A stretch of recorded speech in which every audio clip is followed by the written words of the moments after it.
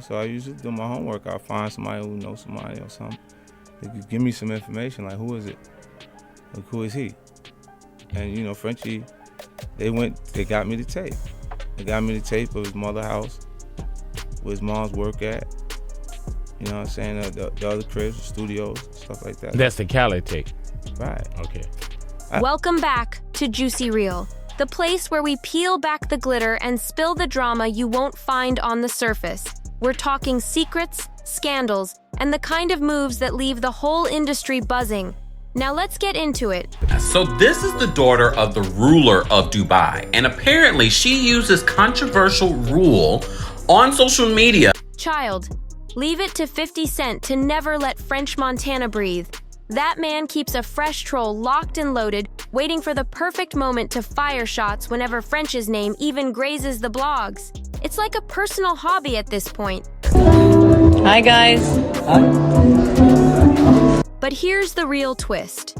This time, it ain't just another one of 50's petty shades. Nope. What he dragged into the spotlight cracked open a way bigger conversation, and it's messier than anyone expected. Hotter one. Can I tell you what I actually learned? Yeah. A friend of mine is an air hostess, and her friend was on a flight with her, and her friend was eating like a very specific diet. So apparently the thing is, it's actually a control thing. I don't know if I can speak about sheikhs. No, speak. So these guys actually pay these women to hold a strict diet for like 2 weeks so that they can know that they are complete. See, French Montana ain't just dodging the smoke from industry drama. He might be walking straight into something even more dangerous, the gold-plated cage of Dubai royalty. On paper, the headlines look like a dream flex. French Montana engaged to a Dubai princess worth $18 billion. To the casual fan, it sounds like French went from Coke boy to international kingpin overnight. But scratch beneath all that shiny glitter, and the picture ain't so perfect. Word on the street is French's so-called escape plan got way less to do with romance and way more to do with survival. Control of what that woman is putting into her body, and the girl is shit on them. Wow. So the girls aren't even getting shit on, the girls are shit on these guys, because then the guys feel like it's sick, like it's a control thing.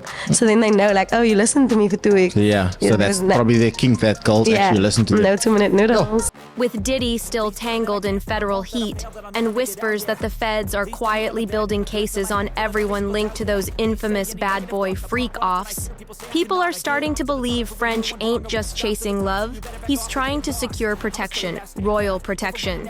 And trust me, when survival is mixed with billions, that's when the game gets real dirty. French Montana allegedly needed a backup plan.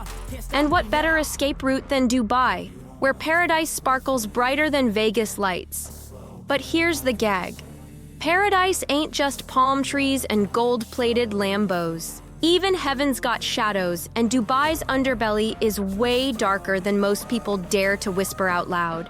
Ask anybody who knows the real scene, and they'll tell you straight, yeah, the towers are shiny, the cars dripping in diamonds, and the money looks endless. But the same royals with the deep pockets? They've carried whispers for years about appetites so wild, Hollywood scandals look like Disney Channel reruns in comparison. These aren't new rumors either. People been talking for decades about princes collecting pretty boys, about Western celebs being flown out for, things too twisted to even say on camera. So now imagine French, a man famous for chasing bags, throwing wild parties, and getting close to powerful men whenever it meant leveling up, suddenly locking arms with a princess tied to a multi-billion-dollar safety net. You see why folks online can't just write it off as romance? To them, the timing feels too perfect, too convenient, almost like survival disguised as love. And this is where 50 Cent's shade cuts deep, almost surgical. When he jokes that French got bought, he's not only clowning the engagement ring, he's dragging the entire perception that French Montana didn't escape the game. He just switched masters. In the industry, trading one set of chains for another ain't called freedom. It's called survival dressed up in silk and diamonds. French thought he outran Diddy's storm. But guess what? He might have just traded one game for another. Instead of escaping the rules, he could still be bowing to powerful men with too much money, too much ego, and zero accountability. The irony is brutal. What looked like freedom in Dubai might be the same cage, just dipped in gold. Think about it. If the rumors circling those Dubai princes are even halfway true, French didn't run out of fire. He stepped straight into a hotter stove. And here's the scary part. The feds? They eventually move on, cut deals, or shift to the next headline. But royalty in Dubai? They don't play temporary games. They play forever. That's why this so-called $7 billion safety plan is starting to look less like French's salvation and way more like a shiny trap he can't escape. Sure, maybe he bought himself some time, but what's the price tag on that kind of protection? Now, let's spin the clock back for a second, because you can't really unpack French's escape to Dubai without looking at how he even got tangled in the bad boy machine in the first place. French Montana didn't just land that deal off one viral hit like pop that and call it a career. Nah. From the very beginning, the whispers around his signing carried a funky odor.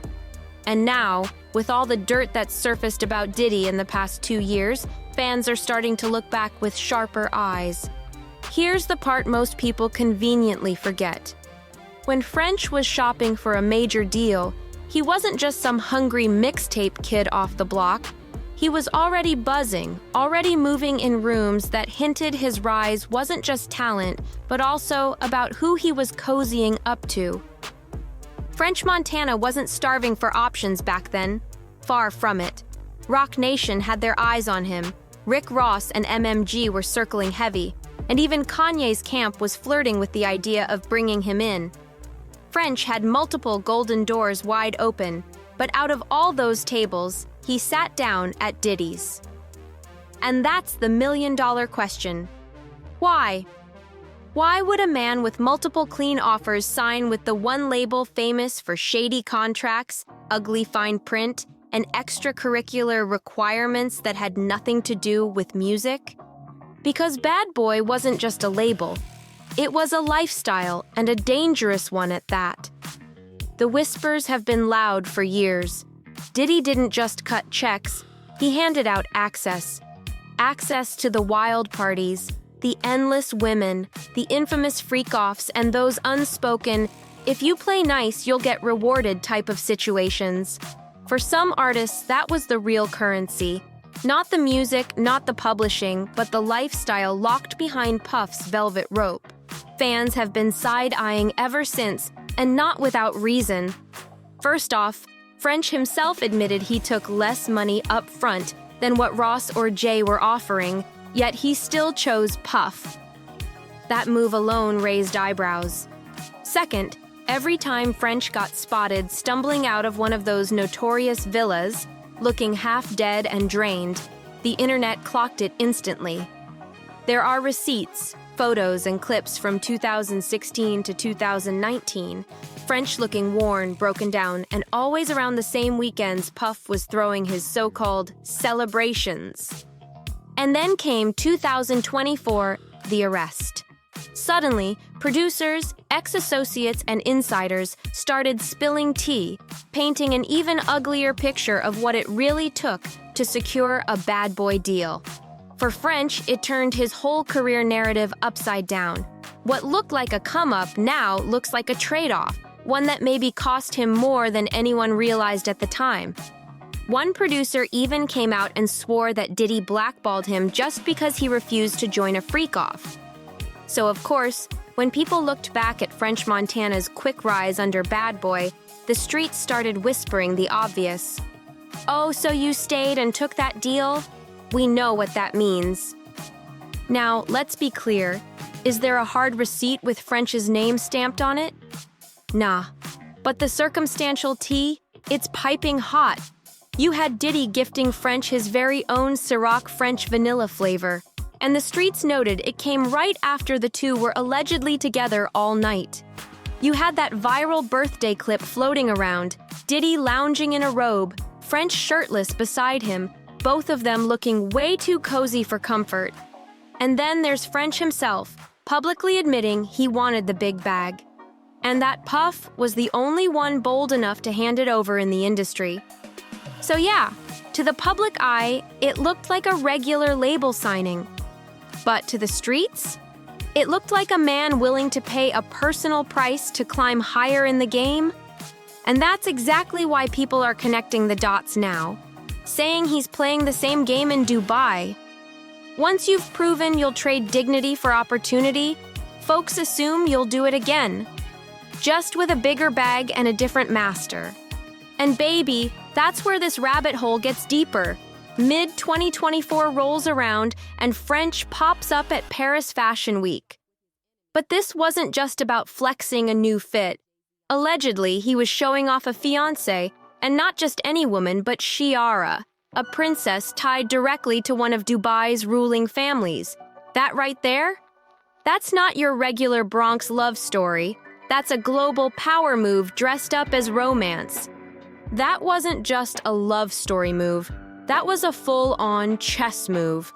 Because right when French was flashing that engagement ring, the feds were stacking their mountain of evidence on Diddy. We're talking freak-off tapes, trafficking whispers, shady money trails, and subpoenas flying out like confetti. Anybody tied too close to Puff was suddenly radioactive. Artists, assistants, producers, even random friends were all getting called in and grilled. And French? He wasn't just some occasional buddy. For years, he was practically Diddy's shadow. The birthday trips, the champagne deals, the endless cosigns, French was always right there in the frame. If prosecutors wanted their case airtight, his name was one they had to circle. So what's the next move? He doesn't just hop on a plane and lay low. Nah, he locks himself into one of the wealthiest dynasties in the Middle East. Reports say the Sheikh's family is worth over $18 billion. That's not regular money, that's oil empire money. The kind of generational wealth where a $7 billion fortune barely makes them blink. And marrying into that? It ain't just about luxury. It buys protection, a whole new passport, and residency in a country that doesn't play about outsiders poking around their business. The streets are saying it loud. French ain't moving in love, he's moving in survival mode. They point to how lightning fast the engagement happened, how suspiciously it lined up with the federal heat back in the States, and how suddenly French is living more in Dubai than in New York or LA. To his fans, it looks like a whirlwind romance wrapped in Cartier and wedding vows. But to his critics, it looks like the slickest escape plan of his career, a get-out-of-jail-free card disguised as true love. And let's not skip over the optics, because baby, they tell a story of their own. Every time French posts flicks with his princess, he's glowing. Sharper suits, cleaner look, almost like he's been reborn in royalty. But scroll down to the comments, and the streets are still messy as ever. People clown him with lines like, "Boy, you just traded Diddy for Dubai." Or the even harsher, "Better hope them sheikhs don't treat you the same way Puff did." That sting cuts deep, because here's the gag. French thinks he leveled up, but folks who study how Middle Eastern royals flex power will tell you plain. Sometimes you don't escape a fire, you just step into one that burns hotter. And here's the part French probably don't want to hear. Running from Uncle Sam into the UAE doesn't always mean freedom. Sometimes it just means you signed up for a whole new kind of contract. See, Dubai's image is all Lambos, glittering skyscrapers, and pet tigers chilling on yachts. But the whispers? They've been ugly for years. Influencers fly in wide-eyed, chasing that tax-free glam life, then sneak back home spilling tea about palace parties where people weren't treated like guests. They were treated like props. And allegedly, it wasn't just women. Men, too. Some royals don't see outsiders as equals. They see them as toys to collect, place, and discard when they're bored. Now put that in perspective. French Montana standing next to Sheikah Mara's $18 billion dynasty. Next to her empire, he ain't powerful. He's ornamental. He doesn't hold the wealth, he doesn't hold the political pull, and here's the real kicker. Sheikah Mara is the daughter of one of the most feared autocrats of our modern era. That means French didn't just marry into money, he married into a dynasty where the rules are written in stone and breaking them ain't an option. French might think he's living like a king, but let's be real. He's just pretty foreign famous. Enough to bring shine, not enough to push back if the royals ever decide he's just another shiny accessory. And trust, the internet already caught the vibe. Folks are saying this don't look like escaping Diddy at all. It looks like French just upgraded to new handlers. Only this time, instead of freak-offs in Miami, it's private villas in Dubai. The stage got bigger, but the rules, same game. And here's the part that should make him sweat. The family he just tied himself to ain't strangers to global scandals. Remember Sheikah Mara's viral Insta divorce back in 2024? The whole world watched her dump her husband with 3 words, "I divorce you." Public defiance like that? Almost unheard of in royal circles. Admirable, yes, but also proof of just how messy royal life can get when the spotlight is turned on. And it doesn't stop there. Look at her relatives.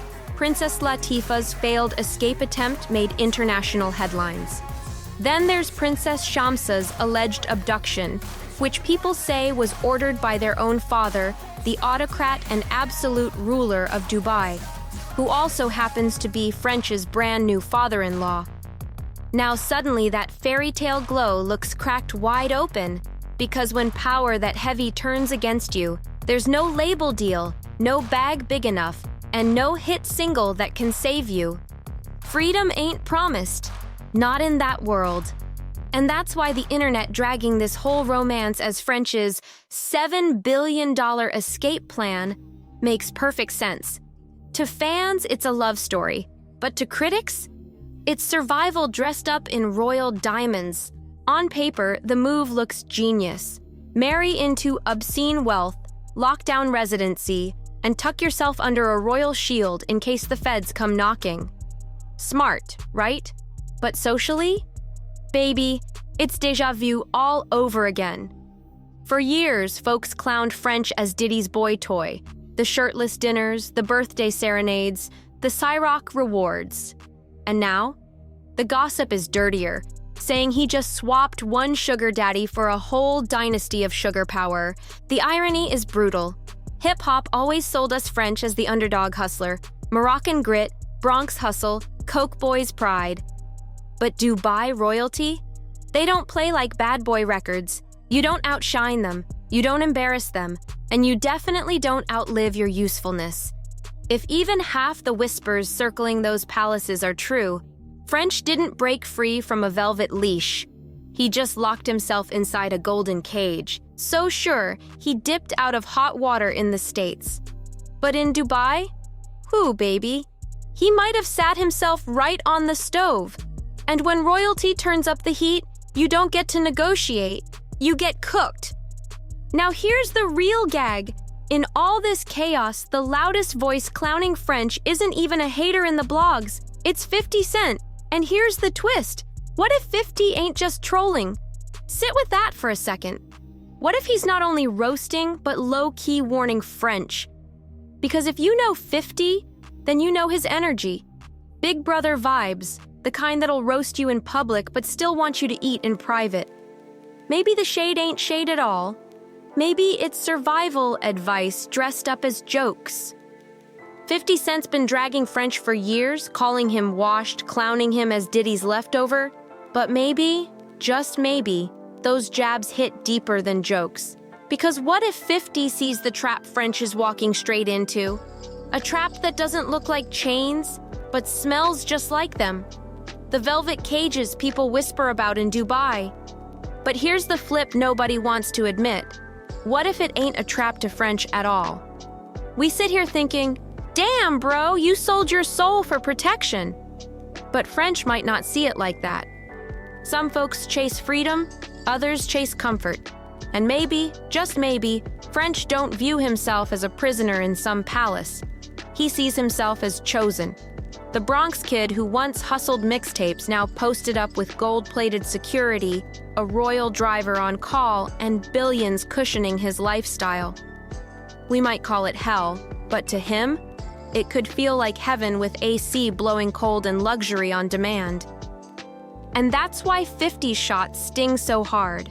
His whole brand is built on independence, on owning his masters, on flipping street power into boardroom wins. French, meanwhile, might have flipped survival into servitude. But here's the question. Who's really winning? The man still out here battling for credibility in rap? Or the man sipping tea behind palace gates, scandal-proof, untouchable, and insured by $7 billion worth of royal fortune? It's messy, it's ironic, and it's the paradox French now lives in. To us, he looks like property. To him, he might feel like royalty. And maybe, just maybe, that's the biggest twist of them all. 50 Cent might be dragging him, but French Montana could be smiling, knowing this was the plan all along. So if you want more of these jaw-dropping breakdowns, make sure you smash that subscribe button to Juicy Real, where the scandals stay hot and the tea never runs dry.